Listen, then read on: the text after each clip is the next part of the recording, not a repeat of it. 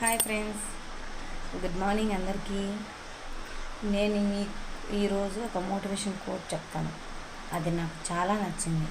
So మీకు నచ్చుతుందని అనుకుంటున్నాను. నచ్చితే కనుక లైక్ చేయండి, కామెంట్ చేయండి, షేర్ చేయండి అండ్ సబ్స్క్రైబ్ మై ఛానల్. చెట్టు నుండి ఆకులు పువ్వులు కాలాన్ని బట్టి రాలుతూ ఉంటాయి కదండి.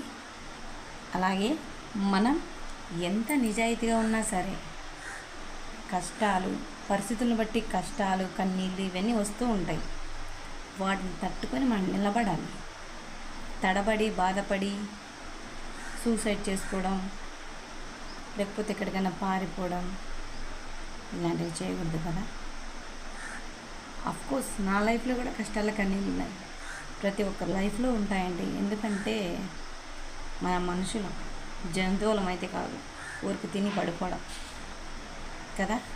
మనకు కొన్ని ఎమోషన్స్ ఉంటాయి. అందరి లైఫ్లో ఉంటాయి కష్టాలు కన్నీళ్ళు. ఎంత ధనవంతులకైనా ఉంటాయి, ఎంత అడుక్కునే వాళ్ళకైనా ఉంటాయి, ఎంత పేదోళ్ళకైనా ఉంటాయి కదా. సో అలాంటి కష్టం వచ్చినప్పుడు స్ట్రాంగ్గా నిలబడి ఆ కష్టాన్ని మనం ఎదిరించాలి. ఆ కష్టాలకు సొల్యూషన్ కనుక్కోవాలి.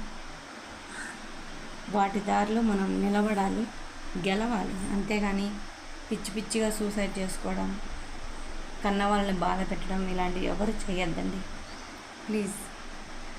మనకు మానవ జన్మ వచ్చిందే ఒకసారేమో, రెండుసార్లు మనకు తెలియదు. కానీ జన్మ సఫలం చేసుకోవాలి వచ్చిందని కదా.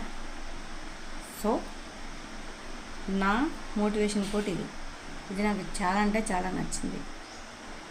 మీకు నచ్చిందని అనుకుంటున్నాను. నచ్చితే కనుక లైక్ చేయండి, షేర్ చేయండి, కామెంట్ చేయండి, సబ్స్క్రైబ్ చేయండి మై ఛానల్.